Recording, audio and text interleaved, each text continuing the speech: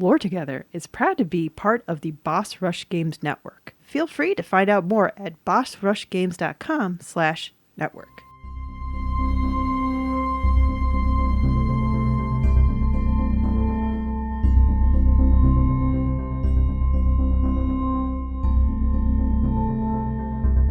Hi, I'm Staffy. And I'm Mystic. And this is Lore Together. This is the podcast where a husband and wife team go over all the world building, storytelling, and characters of video games. Because it's what we like to do together. We lore together. Yep. And this is episode 61. Woo! Yeah! I'm always excited. I'm excited that we keep doing this. Before we get into the episode, though, if you'd like to contact us, you can do that on Twitter and Instagram at LoreTogether. Or through email at loretogether@gmail.com. Like how I change it up there? I did. Going off script. We don't have a script for that. And if you'd like to support this podcast, you can do that over on patreon.com/loretogether, where you can pay a per episode pledge to get early access to episodes, as well as mini episodes and other things that we really should record more of those. Yes. And if you're listening to this podcast and you do like it, please give us a 5-star rating wherever you're listening. We know that Spotify, Podchaser, and other services all have Apple the ability to rate. Podcasts, yes. So we appreciate that. Thank you so much for those of you that have, and we look forward to seeing some great reviews because we hope we've earned that 5-star rating. Yeah. I really just speak funny to see Mystic laugh. That's really what it is. That So wince of embarrassment, like, oh, I married her. Why? I did give you a hint, broadly speaking. Oh, you did? Because I don't remember. I didn't give you a hint. It was the only hint I said was the developer was mentioned during the last stream, and I don't know if the developer was, but one of their known games was. Okay.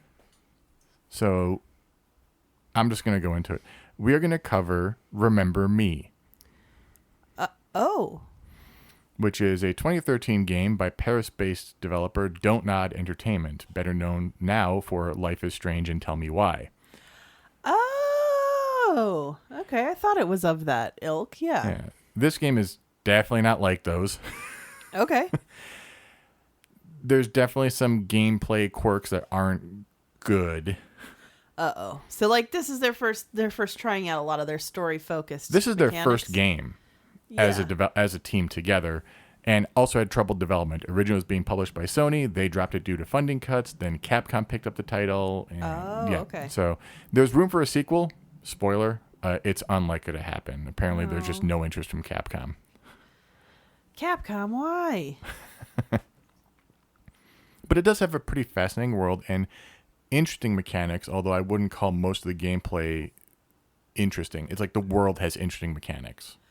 Oh, okay. Yeah. Huh. Okay. And we talked a lot in the beginner's guide about the unreliable narrator. And here in Remember Me, we are literally dealing with the ability to rewrite memories. Ooh, that sounds kind of problematic, but at the same time, when you're talking about a game, that's kind of an interesting premise. Yeah, they don't use it enough, I feel, in the game itself. Oh, interesting. I have played this. It has been about a decade almost now since it came out in 2013. Oh, God. Yeah, that makes sense. And I believe you actually got that game for me. It's quite possible, but when we're talking about 9 years ago, Yeah. I mean, there's a lot of things that happened in the last 9 years. There's a lot of things that happened in the past year. Like, Yeah. oh my gosh. We're going to start with Antoine Cartier-Wells, That's an interesting name. born in 1984 in Paris, France. Antoine Cartier-Wells. Well, Cartier-Wells. So is he like... Or Cartier. I don't know. Of course, I think of diamonds, Cartier. But does that make him French and English, or is it just happens? I do not know that. Just Wells is not a French name, so.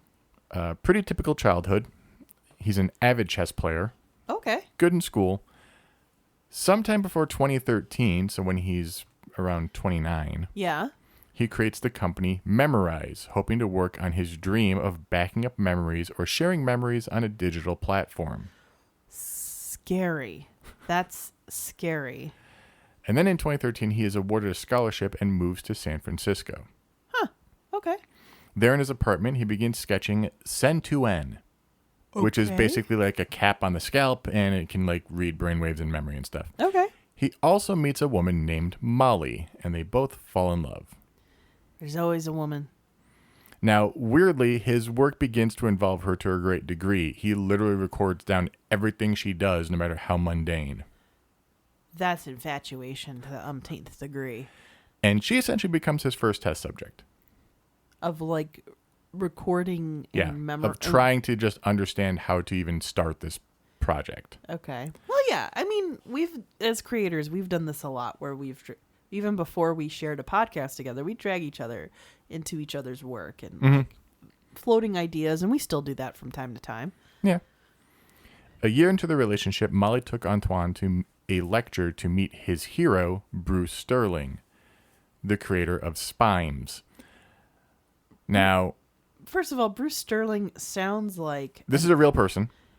Well, that's such a like Indiana Jones type adventurer name, you know? It might be because I'm thinking of Archer Sterling. So trying to figure out what a spime is very difficult. I tried to figure it out. Okay. As far as I can tell, it's like a confluence of technology to create some object in the future. It is a neologism. What did you call me? Essentially, it's a coined phrase it's like a futuristic thing. It's a concept that futurists talk about, and this guy is known for this concept. It just goes over my head. As far as I can tell, a spime is a thing that can be tracked through space and time. It is the confluence of the ability to use a GPS tracker and all this other stuff on the same object. I don't understand it at all. Needless to say, the guy's a futurist, and Antoine is a huge fan.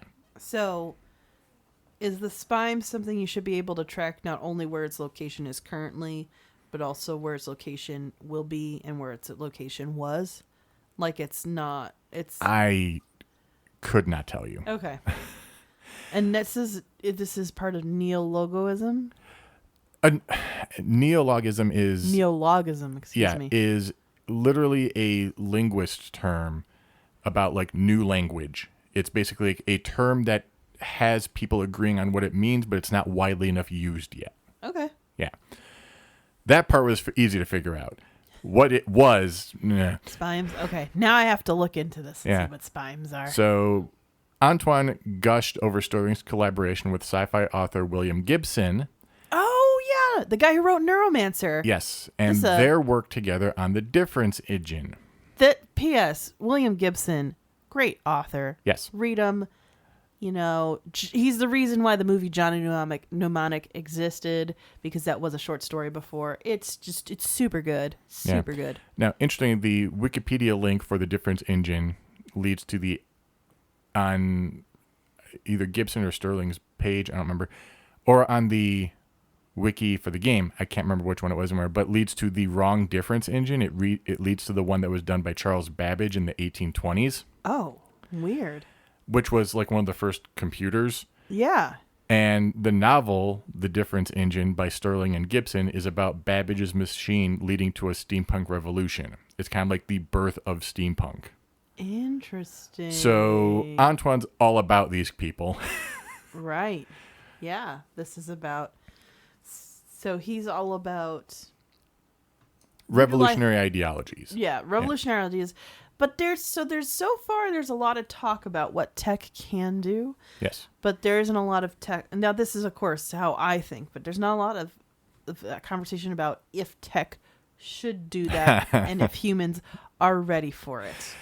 Yeah, so we're not even going to get to the game itself. Oh, okay. Because it was more fascinating for me to go through the history of the creation of the technology than it is the story of what is essentially a dystopian. You know, we've covered so many dystopias that it's just like, oh, this again. I don't mind covering dystopia because if it's written well, it's going to be different enough that it brings something new and interesting. We can definitely go back to this game in the future then. Okay. Like, we're going to stop at a point where we will have met our main character from the game, but we will not know where she is in the game. Well, I mean, spoilers for when we covered Horizon Zero Dawn. That's technically a dystopia. Yeah. Yeah. Yeah. I think you can do interesting new stuff with it. Or you could be like Fallout and just embrace the campiness of the stereotype of it all. So as Antoine and Molly continue testing and revising and get all these test results from these sessions that they're doing. I was gonna interrupt to say, so Molly is into this kind of stuff too. Yes. Yeah. So she's also this highly intellectual, tech futuristic thinking person. Yeah. Okay.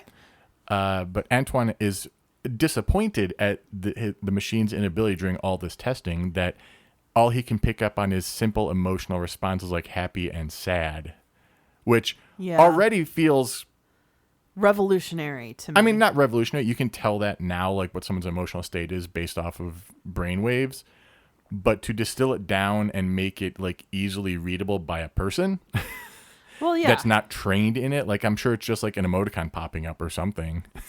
It is doing something. It is 3 steps ahead of a lie detector test. Yeah.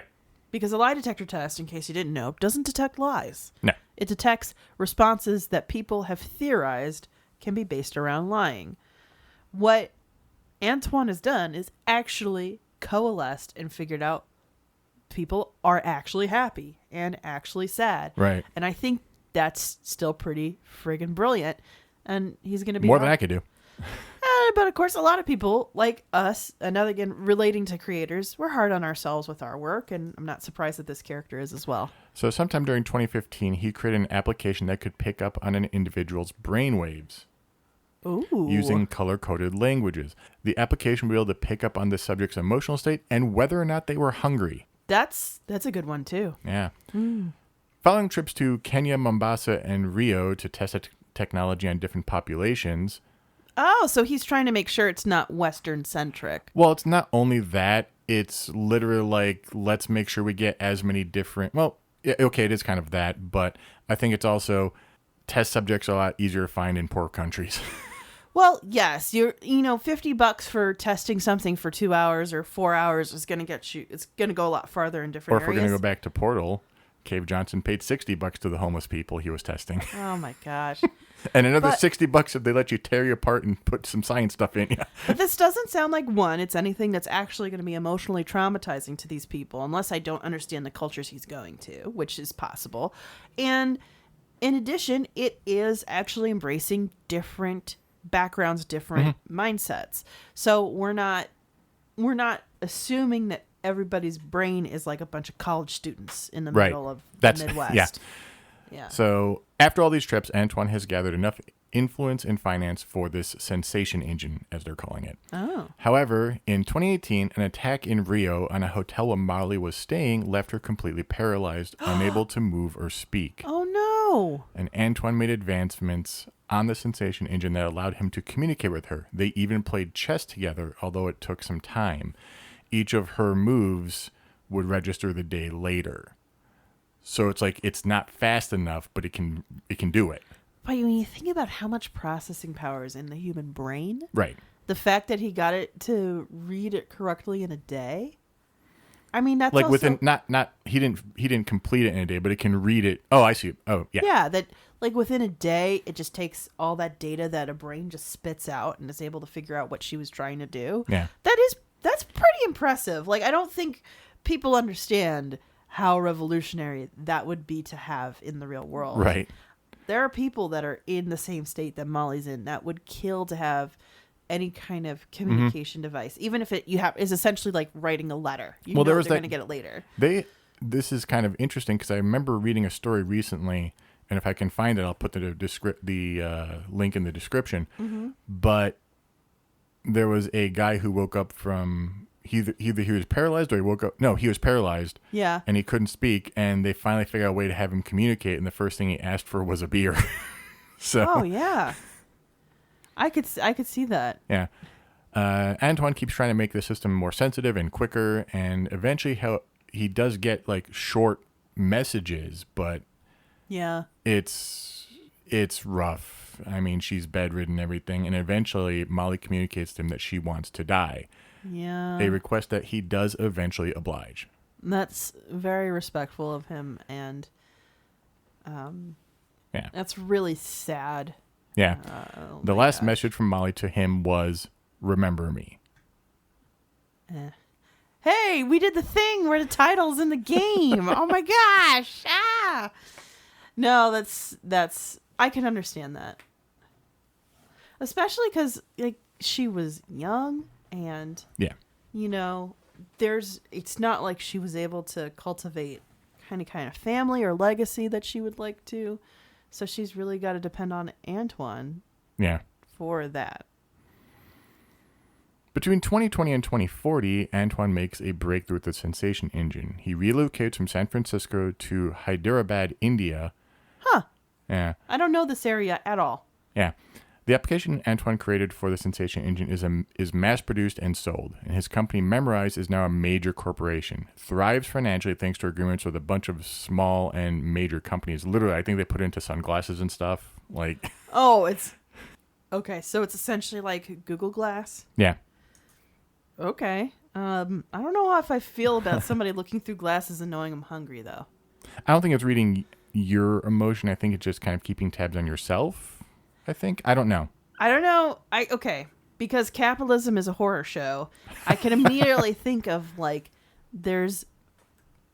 let's say there's an ad that's hanging up at a bus stop, and that bus stop is 3 blocks away from a McDonald's, and it senses that you're hungry. It's like, hey, Oh, right. Okay. Yeah. Have So some it would pop fries. up with, yeah.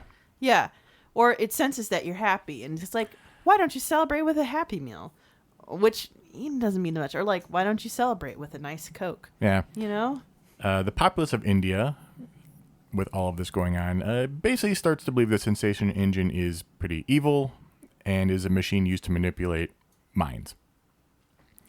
Now, is that like a subset? There's a bunch of like philosophers who feel like it's mind control in an indirect format, or That I don't know. I just wish I knew there was why there was a group of people who believe that. A little bit more explanation, but In India, he meets Claudine and they get married. Though the relationship is less than a mutually loving one, oh no! yeah. Yeah, nonetheless, Claudine announces her pregnancy on New Year's Eve 2034. Their son Charles is born the next year. The wiki literally has multiple years for Charles's birth, anywhere from 2035 to 2038. So, depending on which page you're on. Oh, that's awkward. This game didn't sell gangbusters, so I imagine the fan community is not huge. The wiki is actually pretty decent considering yeah. the game. So. Okay. However, Antoine is distant from his new family. His heart's still suffering the loss of Molly. That's why everybody should go get therapy. Especially when you go through a loss like that. If you have the luxury to be able to go to a neutral source for, comfort and assurance and essentially a lot of times just acknowledging the fact that you're going through it. Yeah. There you go. The following year, the tunnel through the English Channel is destroyed by terrorists. Oh, what kind of terrorists were we talking about, Mystic? Do not know off the top of my head. Oh, great. Thanks, game. The game may have it. I don't know. Okay. Yeah. Antoine's parents are killed by rioters who break into their home. Why are they rioting? We're getting there.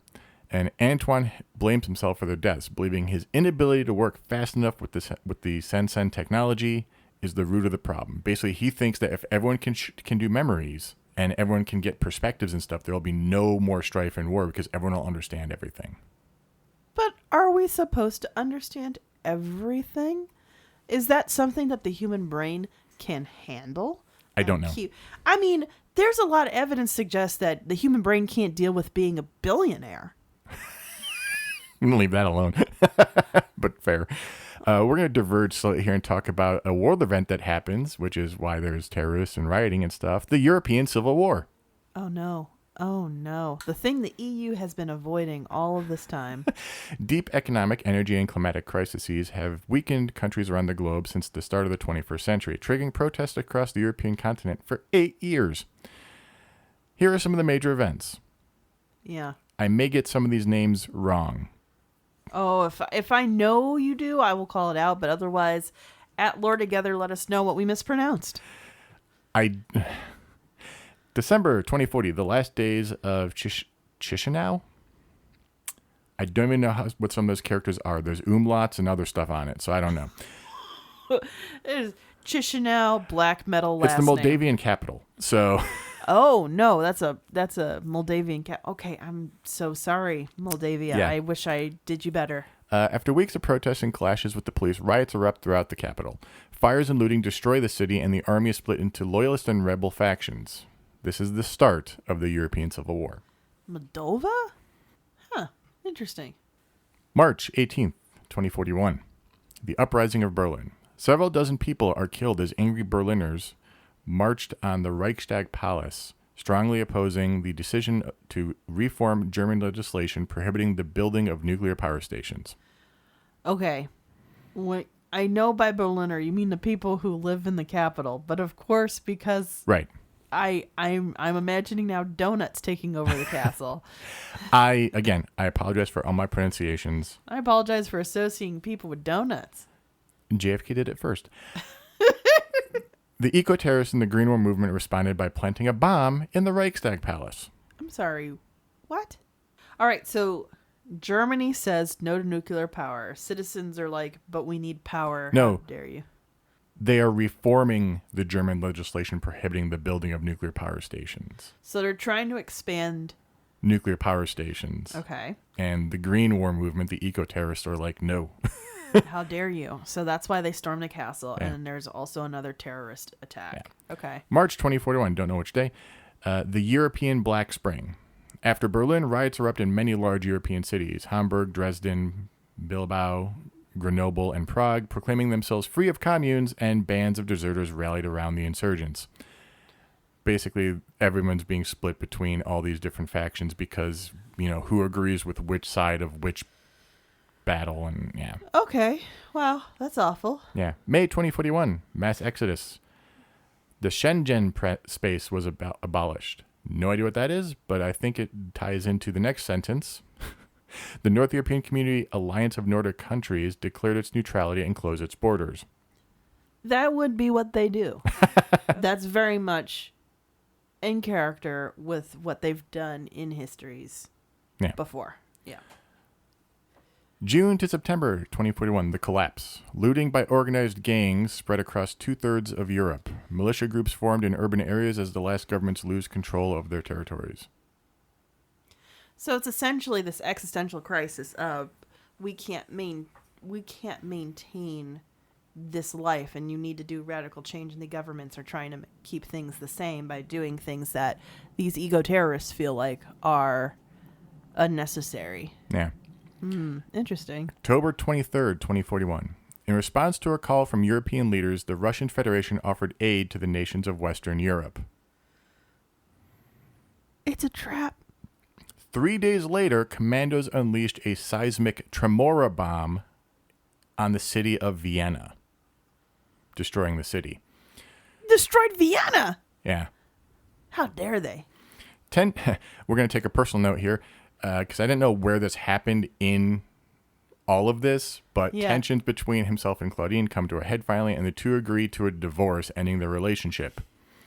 Antoine called the relationship chemical and merely a partnership, though, as we already mentioned, he was not fully in it either. Gross. That sounds like a way to just offend your ex. It's like, well, it was merely chemical. The reason I want to get that out of the way is because we do start working Antoine into some of these events too. Mm-hmm. In the event of the Vienna atrocity, Memrise's output for data collection using Sensen increases tenfold.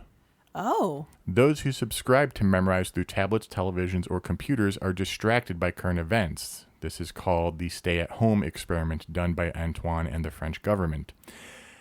Wow. However, the stay-at-home experiment also allowed the beginnings of the Saber Force, which is kind of like a new police force. I do not know what Saber stands for. It is an acronym. It is not in the game anywhere I can tell. There's literally other people online asking what it means. Nobody knows, and it would probably be in French anyway, so most English speakers are not going to understand it. Yeah, I mean, saber is the French word for sword, so yes, it makes sense. Beyond that, I don't know what it means. Mm-hmm. So, and you can also open a champagne bottle with a saber. It's difficult. Random fact. But the Saber Force uses Sensen to monitor and track individuals to and from their homes as a means of protection. Oh, it's a Big Brother situation. Okay.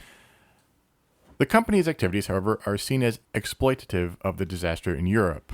People in America begin to move to protest against Memrise Corporation.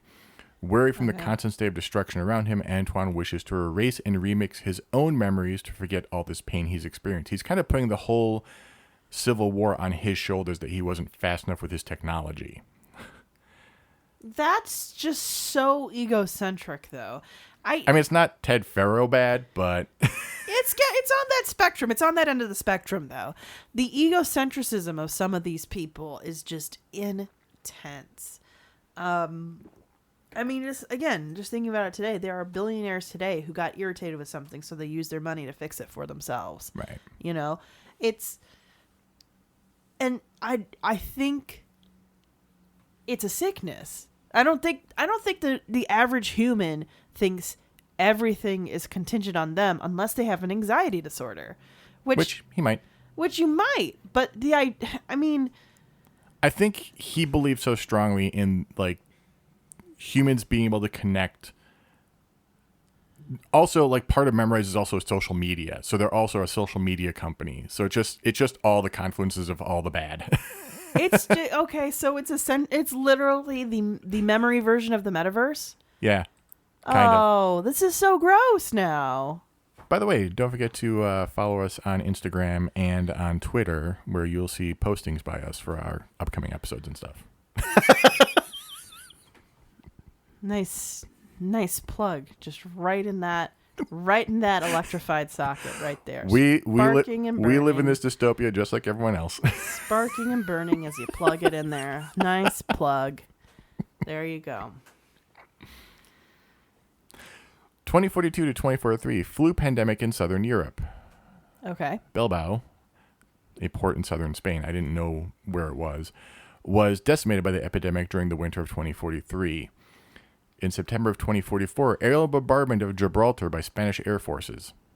Where's Gibraltar? Gibraltar is South Spain. Okay. Yeah, basically Gibraltar is the strait that goes across from Spain to Morocco, I think. Oh, interesting. Yeah. Okay, yeah. June 2045, Prague is razed to the ground. 3 dirty nuclear bombs devastate the capital of the Czech Republic. No one claims responsibility. How do you not know where those come from? Wait, did somebody just drive a truck and press a button and they did it like that? You can't just do that. And now the final major event of the Civil War, September 9th through 12th, 2047. Paris destroyed when several seismic tremor bombs explode under the French capital. Russia fiercely denies ordering the attack, which was considered the last major event of the war. So, Russia. Oh, okay. Interesting. So, basically, every beautiful city is gone. Charles, by this point, has been working with his father. Oh, really? Like, he's old enough now to be working alongside his father. And the French government is like, hey, you're the one of the biggest corporations, let's rebuild the city. Okay. So, but as things always go, within Neo Paris, as they're calling it now. Oh, gross. Neo Paris. Dealing with a population devastated by the war, the French government eventually passed Decree number 56-124, also known as the Law of the Stone Age by people who aren't fans of it. The law would ban the carrying of firearms within the city limits alongside new and law and order forces called the Saber Force. Okay. The intention of the law was to quell public fears of a populace devastated by the massive losses and death during the war. No one, including military or law enforcement, would be allowed to use guns inside Neo Paris. The law was approved on May 9th, 2056. What about mass yodeling? Just a massive vuvuzelas. No, I'm thinking of the movie Mars Attacks by Tim Burton produced it, I think. Haven't seen it. Oh, there's a great... We have a few friends who will go, of course he hasn't. Yeah. It's got a great scene near the end where yodeling does save the day, essentially. It's brilliant. You want to hear some of these, some of the parts of the bill? This is quite fascinating, the amount of legalese they managed to work into a game like this. Somebody was an attorney in a past life, and we're like, I have one job it's right not now. full legalese, but it's written in that tone. Article 1. The first article decrees the following military equipment and arms prohibited by the law include, but are not limited to, semi-automatic or repeating firearms, mortars, flamethrowers, automatic pistols, machine pistols, hunting firearms, and weapons with gas-propelled or compressed projectiles that generate muzzle flash energy over 10 joules. You know what I haven't heard in there? Tanks. I think that's part of mortars, probably. No. Mortar's a projectile. Tanks are not. Article 2, the second article decrees that the storage, transport, or selling of military arms and equipment is prohibited. There's your tanks. The law extends to global civilians and public officials with the responsibility of public service, organizations, and repression. And this is within the borders of Paris. Paris. Yeah. Okay. However, under the stipulation that they weren't handled or put on display for public, firearms that are considered historic or antique were excluded from the law on September 17th, 2069. Okay. Ceremonial weapons typically associated with military uniforms were also excluded from the law on October 5th, 2069. What about religious weapons? Oh, like a scimitar? I think that'd be included probably under ceremonial weapons. Yeah, I mean, most people don't carry them anymore, but I was just curious. Right. Also, a scimitar is not a... That's true. It's close to a saber. There you go. Article 3 decrees that individuals caught in possession of firearms, ranged or close range, will be neutralized using any means deemed necessary by authorities. These means included close surveillance by surveillance drones that are above or beyond the prohibitions of the law. I'm sorry, neutralized? Neutralized is a very interesting term because it has such a broad application. Yeah. After the war, well after the war actually, in 2056, Memrise successfully uses the sensation engine to remove select memories from a person's mind. What? There's a reason for this, and I don't necessarily blame the idea here, given what they just all went through. The experiment performed on Xenia... I'm not going to bother with that last name. I'm not going to do it justice. Where are they from, out of curiosity?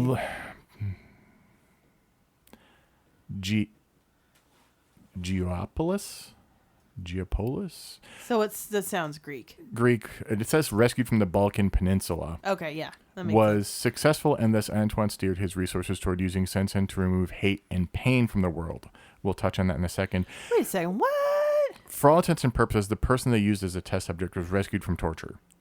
Oh, so they wanted to forget that. Yeah. So, He is still on this thing of like, I can make the world better. Which is not a terrible goal so in he's- the broad strokes. So he's trying to erase their memory of their trauma. Yeah, and he's trying to remove hate as well, which that gets really difficult. That is a very tenuous Yeah. idea. Yeah. In 2062, he creates an AI named Molly that can create artificial memories in place of the ones removed. He calls the process memory remixing. I don't know if Molly would want you to put her name on that, but okay. Yeah. As I said, Charles is working with him at this point and even has a wife of his own, Scylla, Okay. who is Indian and Ethiopian. They actually based the design off of Angela Bassett.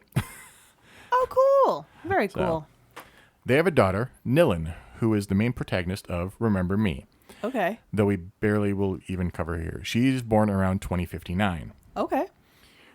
However, Charles uses memory remixing on Nilin after her and Scylla are in a car accident in 2064.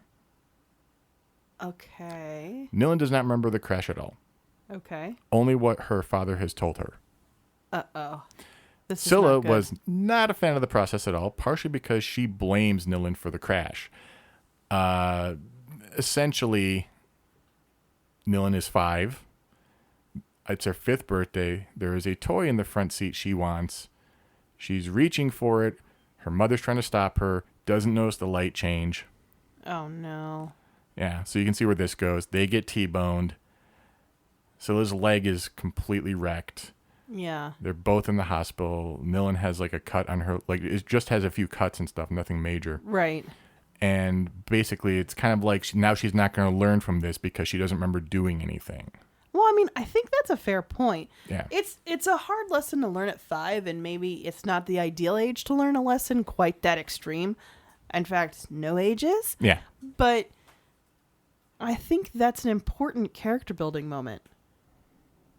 Not too much after, Antoine is among the thousands in 2065 that witnesses the first Sensen device implanted into a live host. So it's like a chip in the brain? Well, it's a chip in the brain. I think it's I think this is the disc on the back that we see in game. Okay. I'm not 100% sure. However, he is wary of the new possibilities that the implant presents and wonders if the end result was what he and Molly originally intended all this to be. Right. And he's getting a bit disillusioned by the complacency of the people who use Sensen technology. Quote, how easily their loyalties are bought and how quick they are to replace or discard their memories. Because, well, so here's the thing about memory. It's supposed to be a tool for us to help survive. Right. You know, so it's kind of like when you learn how to ride a bike. Right. And you're just doing straight with the training wheels. And I remember I was one of those scared kids where I kept my training wheels on for a very long time because I was risk adverse. But there came a point where I didn't need them. They were just hanging on there just because. And if anything, it was going to make me a worse rider in the long run. So I took them off and I was finally able to do it. No problem. And it was fun. All that to say, I think memory kind of serves a similar thing. If we forget, what we were able to achieve without the training wheels, Right. we will constantly keep them on. We'll constantly be trying to keep ourselves feeling safe rather than, I think, Mystic, you know what I'm trying to say. I don't feel very articulate I'm with you. right now. So feel free to lordtogether@gmail.com if you need me to write a 5-paragraph essay on it. So the funny thing is, I could see this actually being like if you could implant a memory of like in the Matrix, like where you Right. could put new information in and not necessarily be overwriting or changing stuff. That'd be great. I know But- Kung Fu. Right. Anyway, so 7 years after the implant devices are approved in 2072, the first Sensen-related death happens with a Took man. that long? Well, the first suspicious Sensen-related death happens Okay, fair. with a man named Vincent Applin. His memory was wiped clean from his mind after his Sensen implant was hacked by an unknown assailant.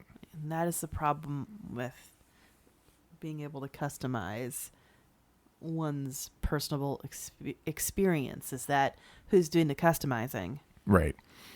Memorize claimed that they were not responsible for what happened to Applin and blamed hackers at large. As official The Letaxors. As official advertisement for Sensen began, the rise of addiction and drug supplements for the Sensen tarnished the reputation of the engine as more and more memory junkies began to emerge. Like trying to get new happy memories. Constantly. Or being addicted to new experiences, rewriting stuff all the time. And yeah. There's an endorphin high that's associated with certain types of memories and certain types of experiences. So why wouldn't you pursue that? Your brain is literally wired to want to chase that to a certain extent. Right. Disappointed with how his technology is being abused, Antoine resigns from Memorize and disappears into Slum 404, which is a funny computer joke. That's right, it is. The appearance of the lepers brought into question the ethical uses of Sensen, which was now challenged by the extremist group, the Errorists. Errorists, like ERROR. Okay. Lepers, by the way, are people who have become so addicted and so used to like new memory, like using this so much that it actually has affected them physically. Are they losing like their limbs? They're losing, like, they look kind of grotesque. Like it's Okay. just their brains are just completely mush almost. Eventually, Charles ventures down into the slum to announce that he has cracked his father's code. Oh. Now he controls the ability to remix, upload, and combine human memory into a single storage space. No, we are not putting human experience on the cloud for everybody to get hacked into. Are you kidding me?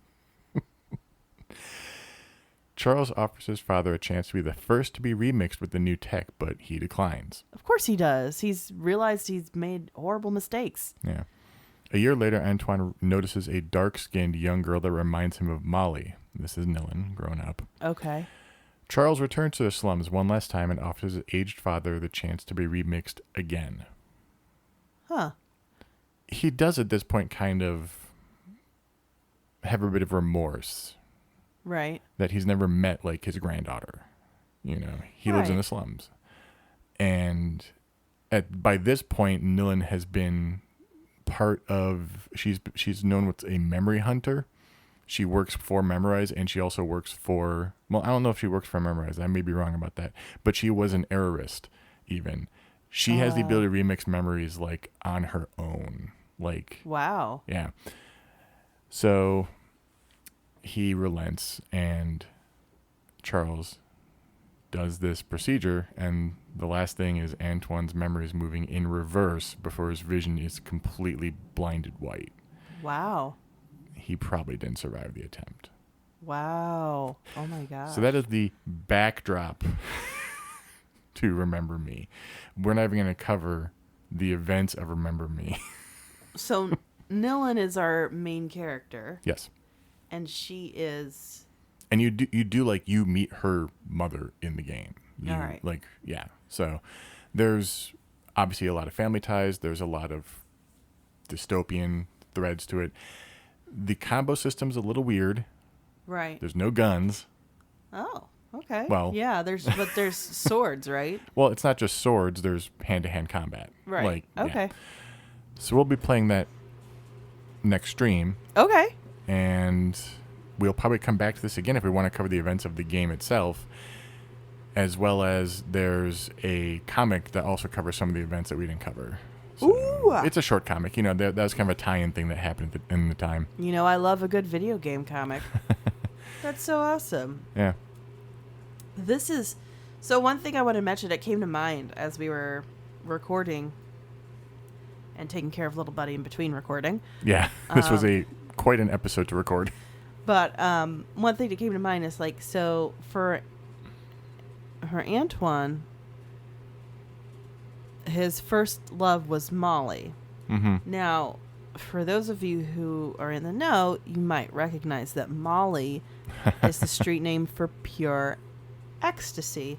Ecstasy was previously not a party drug, but a therapy drug called empathy. Because of how it rewires your brain, it was really good for, in particular, couples counseling. I don't know if they meant all that. They might have, but... They might have, they might not. But it's interesting that once he loses Molly, Yeah. this tool of connection, he loses his ability to really connect to the human level of what this does. Yeah. And when he finally, and it's interesting that he ends by essentially trying to embrace connection again. Yeah. On a metaphorical level, Yeah. but still. I realized I should have called this the story of, like, Antoine's life, but we also worked the Civil War in there, and yeah. No, I think this is fine. But this was interesting. So now we know about where we're starting when we do the live stream on Thursday. It's not bringing us right to that precipice. Obviously, Nilin has some story that's before her grandfather's death. Okay. And I don't think he dies before the game starts. I may be wrong about that, but there could be some overlap that we're not paying attention to. Mm-hmm. And at the end of the story, the one person who remembered Molly is gone. I think due to the nature of this game and this universe of being able to back up memories, that's not entirely accurate. It's not, but I don't think that's what Molly thought when she passed away. I don't think she thought it would become this. No. So. But that's Remember Me. Or at least the foundation. The foundation of it, yeah. Of Remember Me. Wow, that's really interesting. That's so much more complicated than Tell Me Why. Yeah, I think that they bit off a lot more than they could chew on this game.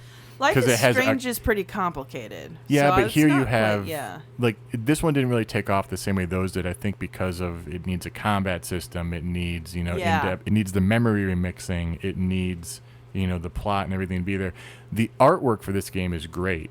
Okay. The concept art is great. There's a whole book on it even. Oh, cool. So you've probably seen it actually because it's used as stand-ins in people's like concept art and stuff all the time when they're just getting started in the industry. You might have seen it or Oh, okay, interesting. Yeah, it's kind of the quintessential cyberpunk but not cyberpunk look. Yeah, I understand that.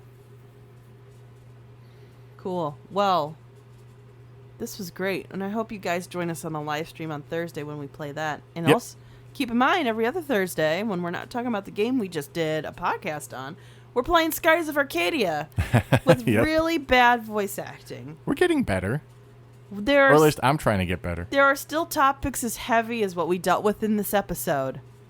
But it's all under anime, JRPG, cutesy, bad voice actingness. We hope to catch you there. Yes. And thanks so much for joining us. Thank you. Bye. Bye.